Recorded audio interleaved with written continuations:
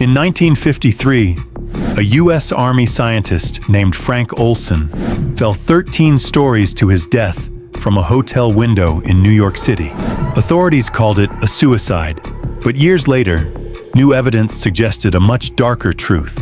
Frank hadn't just snapped. He'd been secretly drugged by his own government, part of a horrifying CIA program few people had ever heard of at the time. That program was Project MKUltra, and what happened under its name is almost too disturbing to believe. Before we get into the twisted experiments, the fake brothels, and the shattered lives, do us a favor. Subscribe to The Lost Chapter, where we uncover the true stories history tried to bury. It all started with fear. After World War II, the United States was locked in a high-stakes ideological battle with the Soviet Union. Communism was spreading fast, and paranoia ran deep. Then came stories from Korea, American POWs returning home with odd behavior. Some confessed to crimes they never committed. Others showed signs of emotional breakdown. Rumors circulated that enemy powers had discovered the secret to mind control. The CIA wasn't willing to wait and find out. They wanted to beat the Soviets to the punch, and if that meant crossing moral lines, so be it. In April 1953, CIA Director Allen Dulles approved a covert project, MKUltra. Its goal? Find ways to control human thought, bend behavior, and potentially weaponize the human mind. To lead the operation, the CIA chose Sidney Gottlieb, a soft-spoken chemist with a knack for poisons and a willingness to test the limits of ethics. He wasn't just trying to understand the brain, he was trying to rewrite how it worked, and he believed he'd found the perfect tool: LSD. In the early days of MKUltra, Gottlieb became obsessed with lysergic acid diethylamide, better known as LSD. He thought the drug could unlock new pathways in the mind. Paths that could be manipulated, rerouted, even erased entirely. So the CIA began testing it, first on themselves, then on other government employees. But soon, the boundaries vanished. University students, hospital patients, prisoners, soldiers, many were dosed without consent, awareness, or warning. Some test subjects were told they were receiving standard treatments. Others didn't know they'd been drugged until it was too late.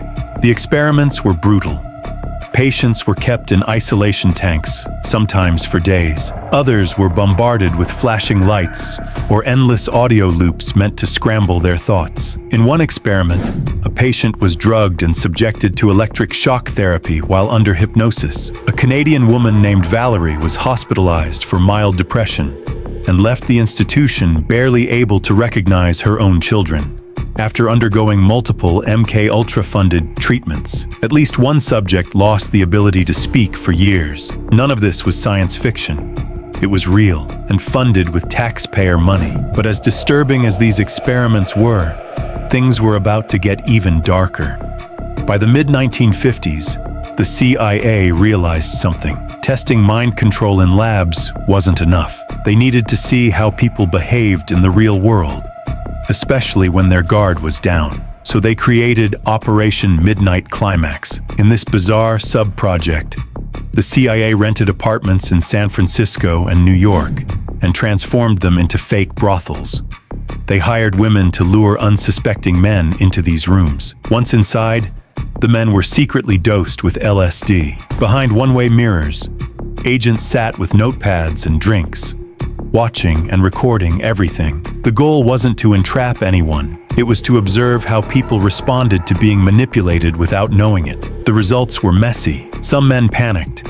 Others became aggressive. A few opened up completely, talking about things they'd never share while sober, and no one ever told them what had happened. They simply walked away, unaware they'd been used as test subjects. The agents called the rooms playpens, but what they were doing was anything but harmless. It was psychological warfare, carried out on American soil, and it wasn't long before one of their own became collateral damage.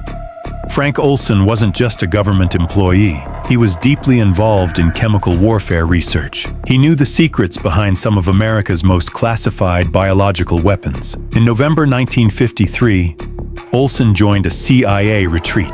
He had no idea that he, and several others, were about to be dosed with LSD. The man who gave the order?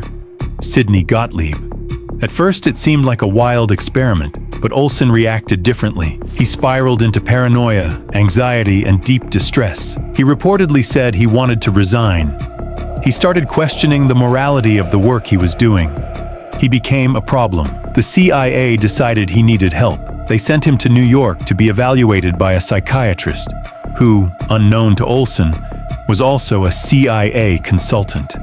On November 28th, at 2:30 in the morning, Frank Olson fell or was pushed from a hotel window. The story was packaged neatly as a suicide. But decades later, Olson's family grew suspicious. They dug deeper. In 1994, an independent autopsy revealed blunt force trauma to his head, raising serious doubts that he'd jumped. Some believe Olson was silenced because he knew too much. Others say he simply broke under pressure. But no matter what really happened, Frank Olson was never meant to be part of this story, and his death forced MKUltra into the spotlight. By the early 1970s, the CIA knew it had a problem. The Watergate scandal had shattered public trust.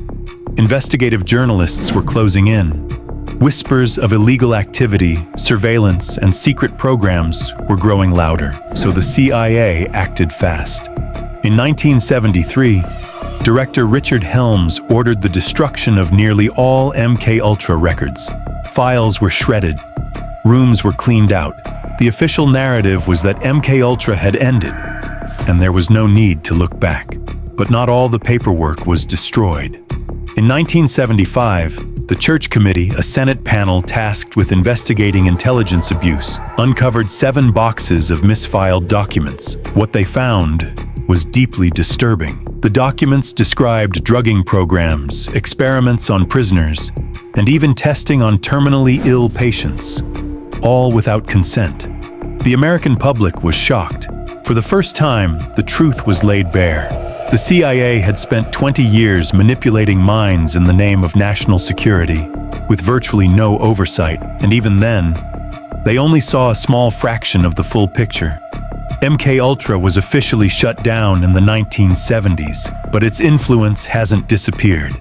The program inspired countless movies, books, and conspiracy theories, some more far-fetched than others. But the disturbing part? Many of those stories were based on real, documented practices. The question many people still ask is this: if the CIA was doing this in the 1950s, what are they doing now? We may never get the full answer. To this day, some MKUltra documents remain classified, and others were redacted so heavily they're nearly unreadable. Victims filed lawsuits, some were dismissed, a few received small settlements, but many died without ever being acknowledged. And Sidney Gottlieb? He lived a quiet life after retirement and died in 1999, never charged for anything. The truth is, we may never know how many lives were impacted, or what other programs may have evolved from MKUltra's ashes. Project MKUltra was more than a Cold War experiment.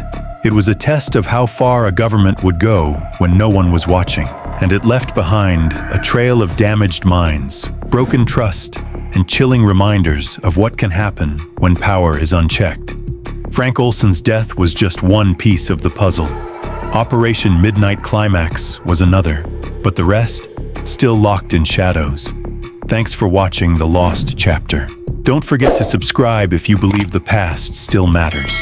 And remember, forgotten history makes unforgettable stories.